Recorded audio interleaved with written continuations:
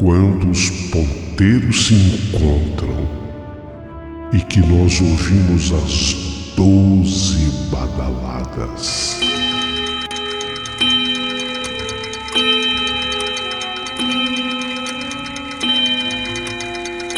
A hora que se anuncia é meia-noite.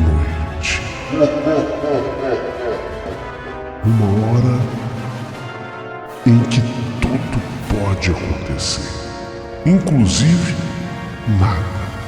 Mas hoje, muitos acontecimentos. Vamos à história de hoje.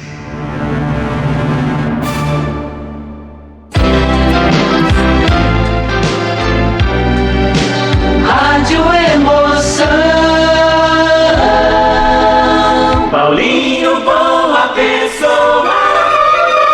A verdade de cada um.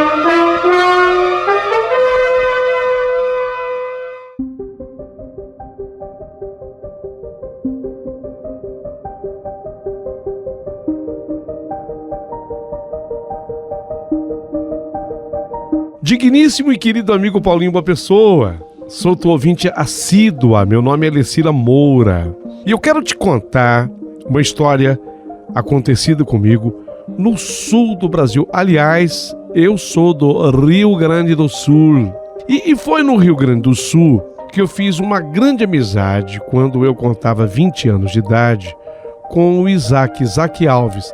Ele era meu amigo de faculdade e foi o Isaac que incutiu na minha cabeça a ideia de bicicleta. Eu não tinha descoberto até 20 anos de idade a bicicleta como exercício. E o Isaac já era ciclista. Então ele tinha uma bicicleta sempre sobrando. Ele falou, não, você vai dar volta de bicicleta comigo. E ele foi colocando na minha cabeça que era o melhor exercício que nós podíamos fazer, onde o joelho é muito menos atingido e o cardio feito em bicicleta acaba apresentando um resultado maravilhoso, sem contar que a gente mantém a forma. Então nós estudávamos juntos e naquele período, naquele momento, nós estávamos de férias. E foi exatamente por isso que fomos para a minha cidade. Nós fomos lá para a minha cidade, ele levou consigo, através de um suporte que havia atrás do carro dele, as duas bicicletas, porque ele não se apartava delas, o Isaac, e agora não se apartava de mim. Estando lá na minha cidade, nós saímos com as bicicletas, aliás, saímos algumas vezes, mas naquele dia, como eu conhecia a vida rural lá da minha cidade, eu convidei o Isaac para que nós fôssemos até uma determinada fazenda. Essa fazenda distava da cidade coisa de mais ou menos uns 11 quilômetros. Então nós teríamos 11 quilômetros na ida e 11 quilômetros de volta. Ao todo daria um passeio de 22 quilômetros. Ele adorava passeios até mais longos do que esse. E resolvemos sair. Só que nós não contávamos nesse dia que nós teríamos um encontro com o vento minuano, ou simplesmente minuano. Como esse canal também é cultura, né, Paulinho Boa Pessoa? Eu explico. O que é o minuano? É uma corrente de ar que tipicamente acomete estados do sul do Brasil, especialmente o meu estado, o Rio Grande do Sul, mas também atinge Santa Catarina, também Paraná. O minuano é um vento forte, mas é um vento forte, também chamado de cortante. É um vento frio, ele vem dos polos, obviamente que do Polo Sul, é uma massa de ar polar atlântica e de orientação sudoeste. Algumas vezes ele é classificado como vento cortante mesmo. Normalmente o minuano vem depois de passagens de frente frias, que são comuns no outono, no inverno. Geralmente chove e depois dessas chuvas é que pinta o tal do minuano. Esse nome minuano é de origem indígena, eram os índios, os minuanos, que habitavam, por exemplo, o estado que eu moro, o Rio Grande do Sul.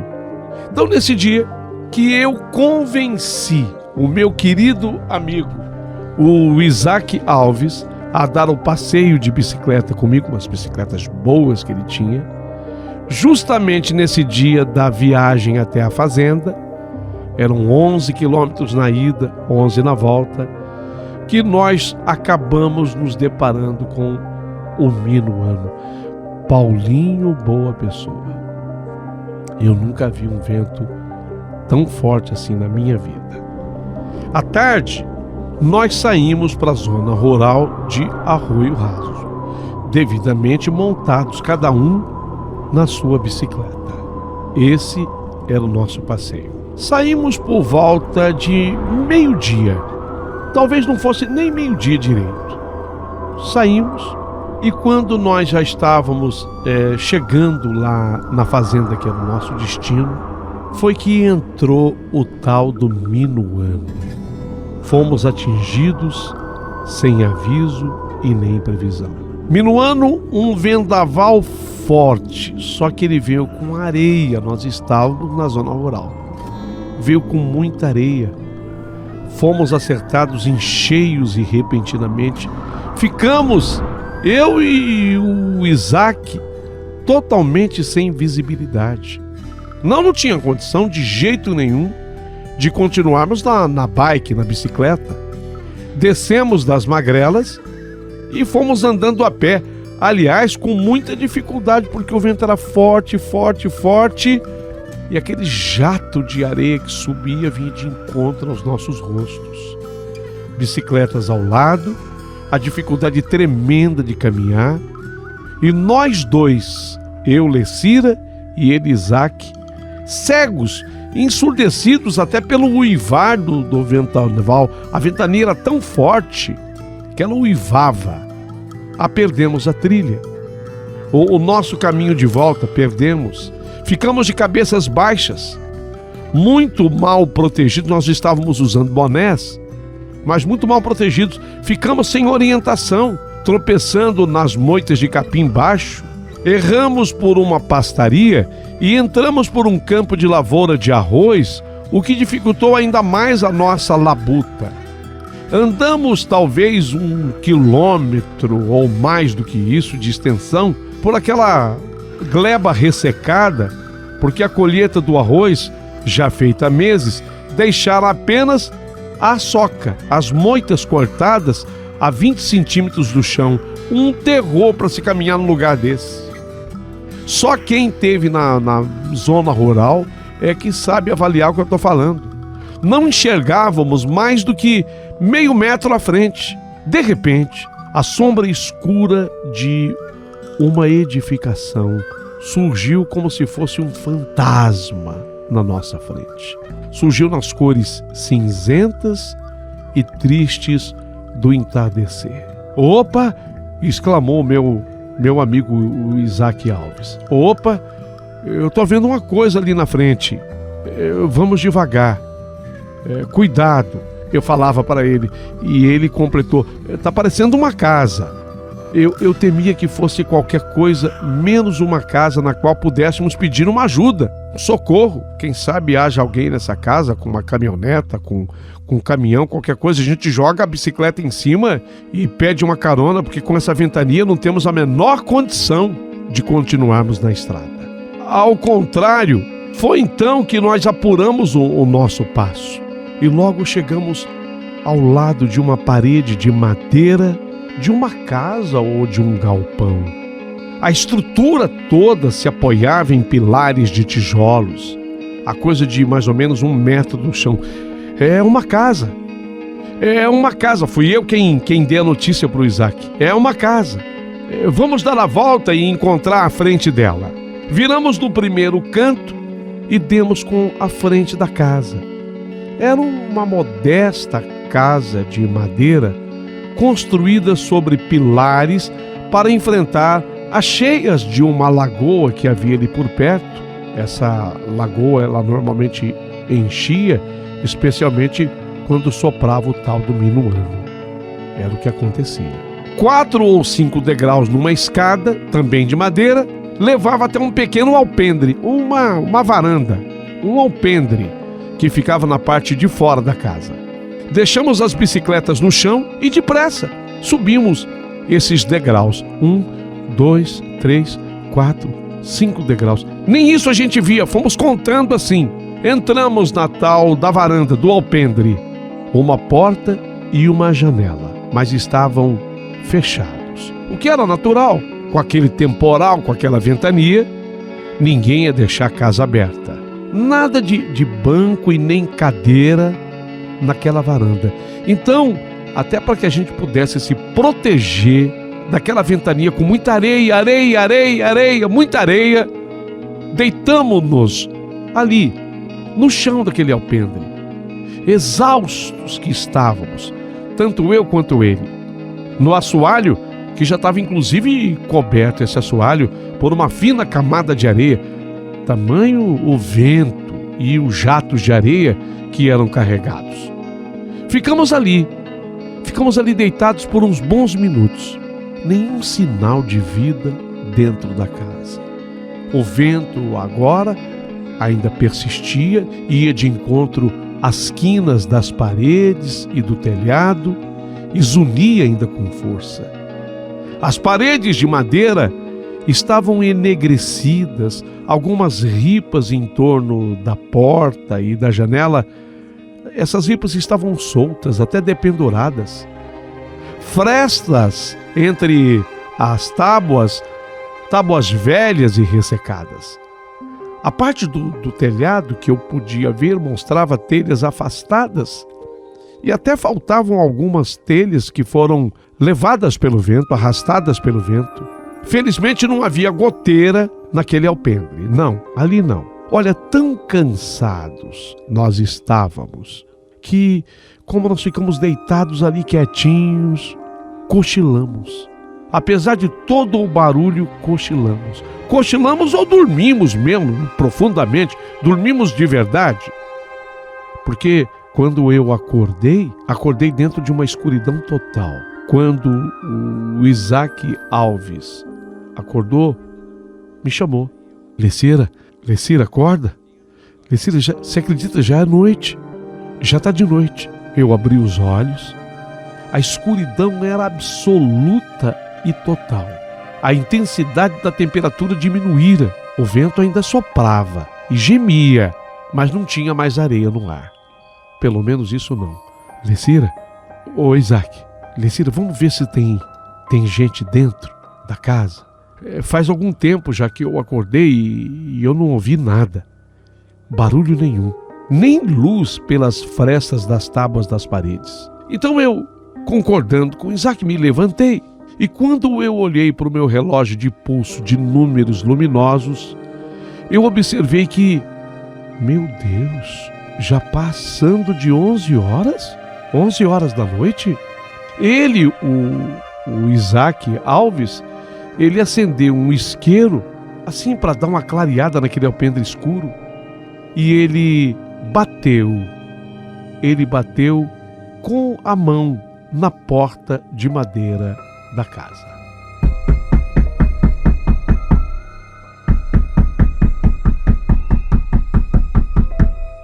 Bateu 2, 3 vezes, nada de resposta. Conclusão, aqui ele chegou. Tá abandonada, Lecira. De repente o pessoal vem aqui só em tempo de plantio, né? De arroz, colheita do arroz. Quem disse isso arriscando esse palpite fui eu. Vamos ver, disse o Isaac Alves. Vamos ver. Ao mesmo tempo em que ele empurrava assim aquela porta onde ele havia batido. Parecia que estava fechada, mas não. Apenas emperrada por falta de uso. Quando ele empurrou a porta, ela cedeu ao esforço dele. Poeira caindo da parte superior do portal. Então ele deu um grito. Não chegou a ser um grito, mas ele falou alto. Tem gente aí? Foi ele quem falou. Com a voz dele de macho, de homem. Tem gente aí? Ele repetiu. Ô de casa? Nenhuma resposta. A luz do isqueiro iluminou uma sala com uma mesa e 4 cadeiras, assim, arranjadas corretamente ao redor daquela mesa. O chão da casa, empoeirado e com detritos de morcego. Uma porta aberta dava acesso à cozinha. Dava para ver que era uma cozinha, me parecia que tinha lá fogão. Nós estávamos agora no centro da sala e dali dava para ver que na cozinha tinha bancada com pia, torneira, mesa, armário. O teto sem forro dava um aspecto fantasmagórico àquele ambiente. Fui eu quem falei. Nossa, Isaac, está tudo abandonado aqui há muito tempo. Vamos ver o quarto? Disse ele. Eu fiquei com medo. E ele repetiu, vamos ver o quarto. Voltamos à sala e abrimos a porta do único quarto de dormir. Só tinha aquele. 2 camas de solteiro. Assim, só as camas, sem colchão. Não tinha colchão, só as camas. A armação da cama, mas não tinha colchão. Um armário ao canto, vazio. Poeira, fezes de morcego por todo o chão, sei lá se de rato sobre as tábuas da cama e armário. Eu exclamei, cruzes. Isaac, o cheiro aqui não tá bom. Já tá sem gente aqui faz muito tempo. Eu falei após observar tudo à luz do isqueiro do Isaac. Era a luz do isqueiro dele que mostrava. A sujeira é tanta que o melhor lugar para a gente ficar é lá no alpendre mesmo, hein, Isaac? Vamos sair daqui? Tá sujo aqui. Ele concordando comigo, mas sem falar, a gente foi caminhando de volta para o alpendre. Ganhamos o alpendre de novo e nos deitamos outra vez ali, sobre o fino colchão de areia recém-trazido pelo vendaval. Nossa, minha barriga roncava de fome. Pensei comigo, meu Deus do céu, a ideia foi minha. Você me desculpa, viu, Isaac, de sair de bicicleta com você para esse mundo de meu Deus. Se nós tivéssemos pelo menos olhado na previsão do tempo, esse vento que nos pegou é o tal do minuano. Isaac, nessa hora, me pediu silêncio. Pera, Lecira, pera. Que foi, Isaac? Tem gente aí dentro. Que? Tem gente aí dentro. Eu tô ouvindo barulho. Meu Deus, não fala isso. Eu esfreguei os olhos e apurei os meus ouvidos. Sim, dentro daquela casa, que parecia totalmente abandonada, nós escutamos barulho, vozes. Vozes? Sim, vozerio. Põe, Jesus. Passos no assoalho. Eu olhei por uma fresta das tábuas da parede. Isaac olhou por outra. Sim, havia agora movimento dentro da sala. A luz de um lampião que havia sido acesa. A luz de um lampião pendente de uma viga revelava 3 pessoas na sala. Tem gente. Eu falei para o Isaac baixinho, tem gente. Ele concordou assim com a cabeça, vendo o que eu estava vendo. Uma mulher loura, magra, esguia, saia rodada, que lhe chegava aos pés. Ela estava lavando alguma coisa, me parece que sob uma torneira, lá naquela pia da cozinha. Essa senhora, a loura, magra, esguia, aparentava uns 60 anos.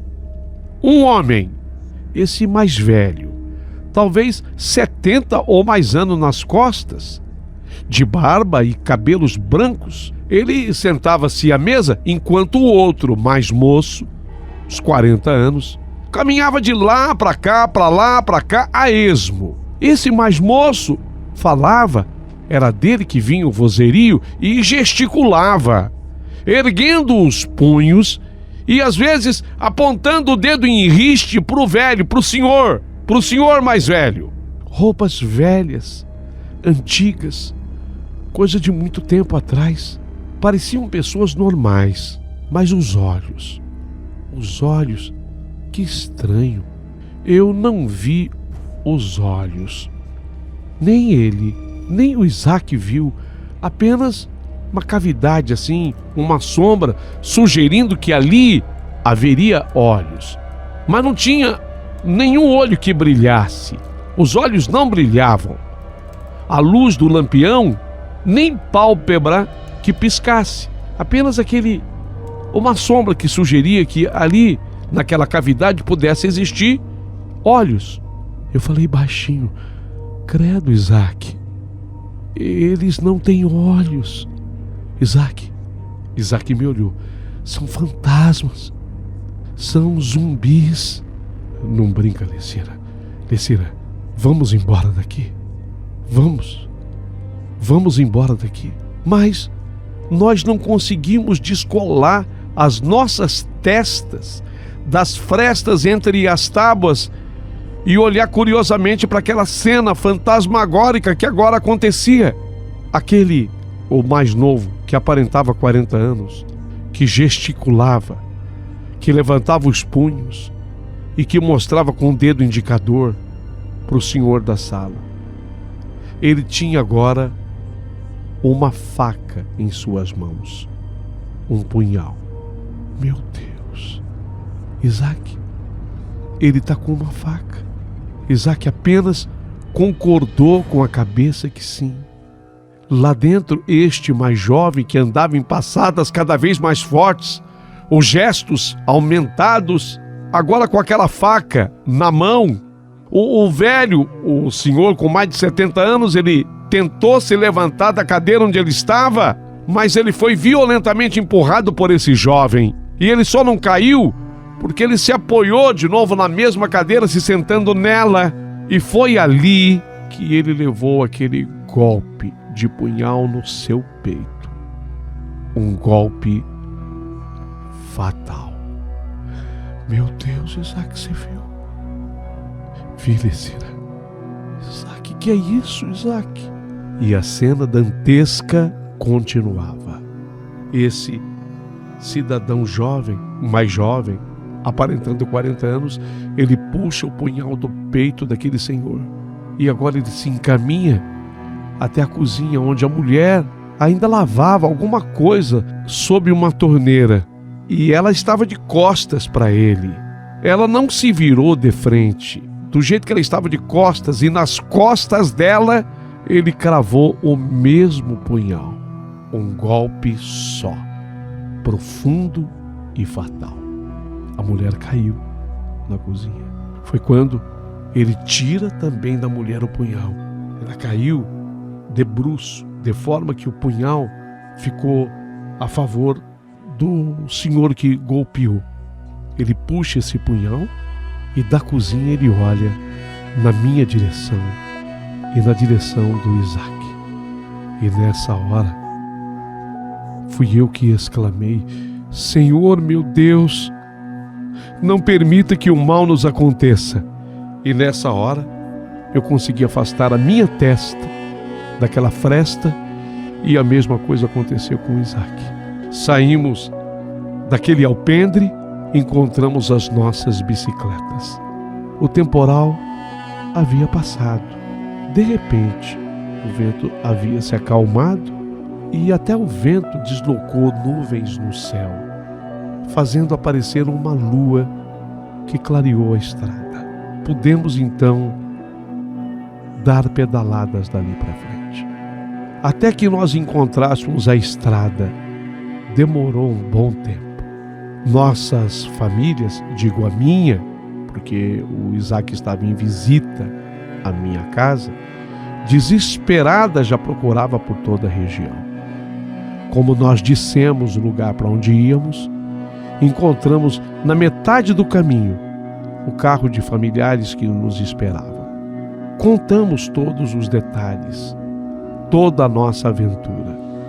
Obviamente que nada foi resolvido durante aquela noite.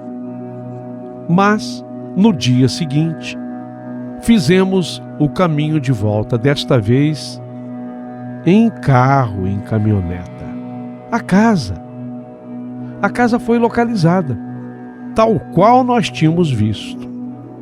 E a história que havia sobre ela era terrível e confirmava a nossa visão.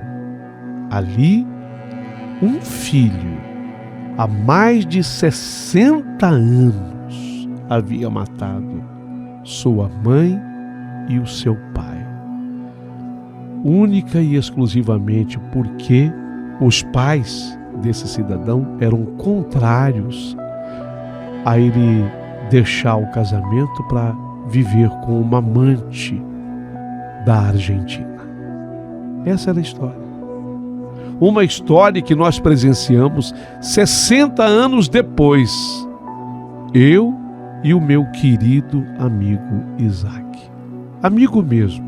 Até porque depois disso nós nos formamos. Ele se casou com uma moça, eu se casei com outro cidadão. Mas até hoje mantemos a nossa amizade.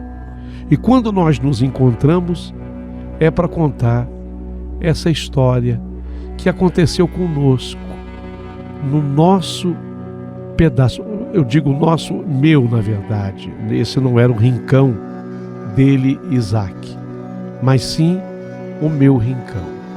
Eu conto, a gente ri, primeiro a gente fica muito sério, porque a gente se lembra do medo que nós passamos juntos. Aquela areia nos nossos olhos, aquela tempestade do minuano. E depois, a visão que nós tivemos de tudo isso. Zona rural de Arroio Raso. Foi lá que tudo se deu. Assino a minha carta, Lecira Moura, que tem autorização para citar aqui o Isaac Alves, meu amigo querido. Essa é a nossa história da meia-noite.